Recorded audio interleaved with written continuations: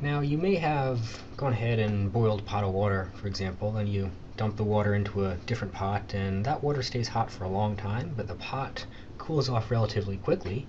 Now they were at the same temperature, but one thing that's different about the metal pot and the water is these things have different specific heat capacities, and all that really is a fancy way of saying that if you have two different objects, two different substances, then they're going to transfer or store their thermal energy differently.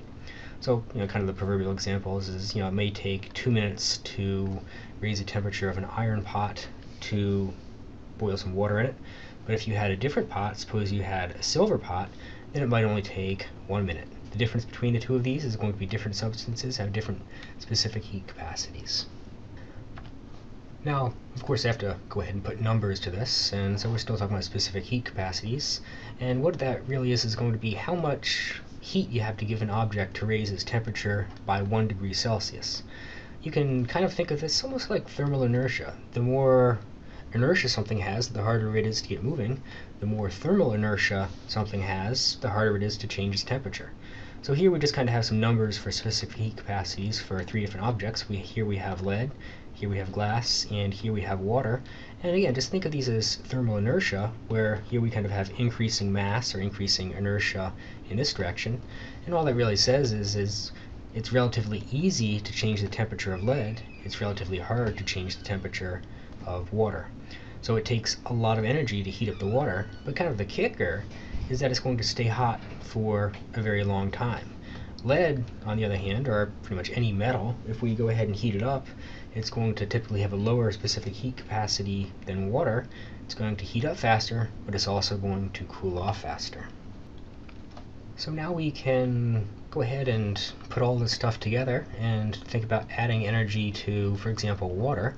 Well, what's going to happen is it's going to get warmer.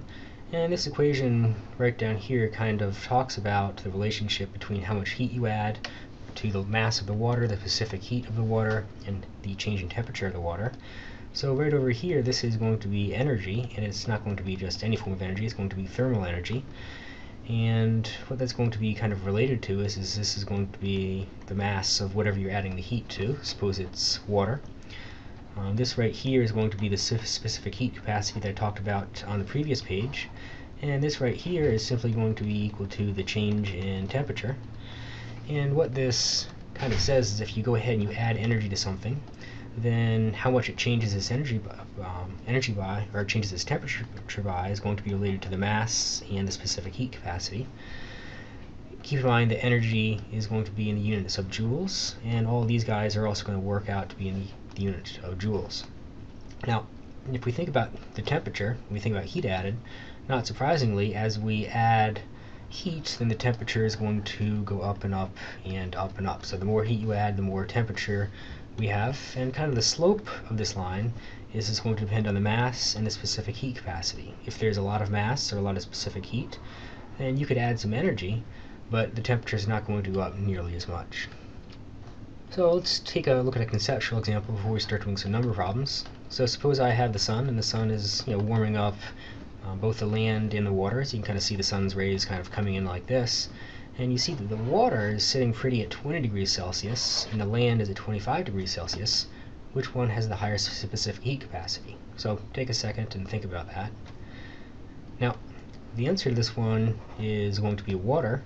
If you think about it, water has got a larger thermal inertia, so it's not going to heat up nearly as much. Land doesn't have as much thermal inertia, so it's going to heat up more. So let's just go ahead and do a sample calculation of this. How much energy, so kind of what I'm looking for is Q, does it take to change the temperature of 100 grams of 20 degrees Celsius water to 40 degrees Celsius water, keeping in mind that the specific heat of water is 4.18 joules per gram degree Celsius. Kind of on the last page that was in kilograms, but I've taken care of the units for you. So let's go ahead and take a look at this guy. So energy is going to be equal to the mass times specific heat, in this case it's water, times the change in temperature. So this is simply going to be 1,000 grams times specific heat, 4.18, times the change in temperature, so that's going to be the final temperature minus the initial temperature. and you go ahead and you type this all into your calculator, and you're going to get 83,600 joules, so 83,000 joules. Yes, that is a big number. It takes a lot of energy to change the temperature of water. Now let's go ahead and take a look at this guy right here. What about when we're going from 40 degrees Celsius to 20 degrees Celsius? So right over here we're going to do the same thing. It's going to be mass specific heat changing temperature. So it's going to be 1,000 times 4.18 times, it's going to be final temperature minus initial temperature, and all this is going to do is going to work out to be negative 83,600 joules. And what is the difference between these two guys? It's simply that negative sign. In this case right here we need to add the energy, so it's going to be a positive. Right over here we need to take energy away to go from warm water to cold water, so that's what that negative sign means. Kind of the last topic we want to talk about in this chapter is that of thermal expansion. And if you think about a substance, let's just talk about a solid for a second. We're going to say a solid is made up of a bunch of molecules that are kind of connected by chemical bonds. And these guys act like springs, and they allow these molecules to kind of jiggle back and forth. It's kind of that kinetic molecular theory. Well, what happens as we add more energy to this guy, we add more heat to these guys? Well, they start to wiggle back and forth at a larger rate. So, kind of these blue arrows, and I'm drawing right over here. And if you think about it, that's kind of what the green might cover, would be how long the solid would be. But this right here is going to be how long that heated up solid is going to be. So as you increase the temperature of a substance, the molecules are going to jiggle further, move further apart, and not surprisingly, well, they're going to expand. So most substances are going to expand when they're heated, and they're going to contract, get smaller when they're cooled off. Now, kind of some real life applications of that is you may have been wandering around some train tracks and seen where they join together, and you see this nice pretty little gap right over there. Well, kind of what's going on with that gap is that gap allows the railroad tracks to expand and contract as they heat up and cool off. If we don't have that gap, or if it gets way too hot or way too cold, then kind of what's going to happen is going to look like this scenario right over here. And if you see that buckling right there, well, I don't know about you, but I probably wouldn't want to be the train that goes over that. Now, this also kind of answers the age-old question: when you drive across a bridge, why do you go across these things that look like this and your car goes thump, thump, thump? Well, it's essentially for thermal expansion. It allows the concrete and the steel to expand in the summer and contract in the wintertime, and of course still make some good contact right here. So let's just kind of ask ourselves, suppose we're stringing some telephone lines. So here's my two proverbial telephone poles. And if we string them in the summertime, should we allow it to sag? Should we allow it to be taut, or allow ample space for birds? Well, probably not going to be that one.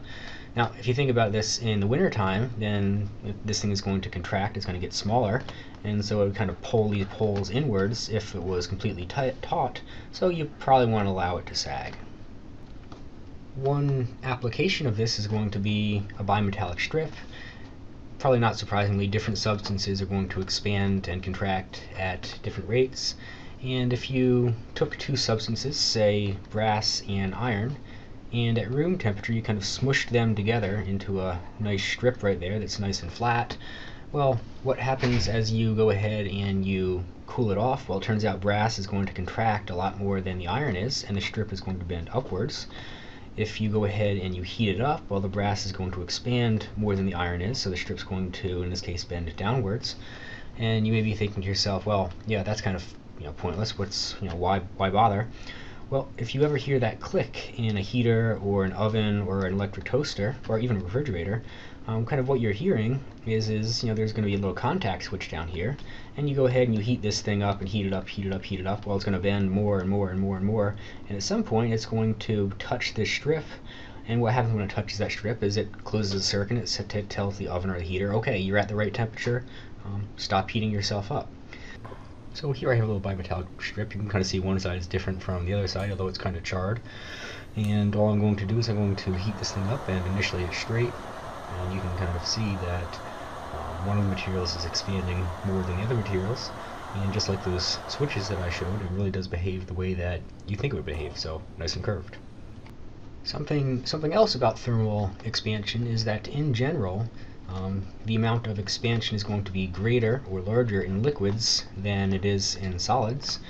And kind of an application for that is going to be gasoline pumps. If you ever filled up your car, and I'm sure you have, then you know that thing's not going to let you fill your tank up to the brim.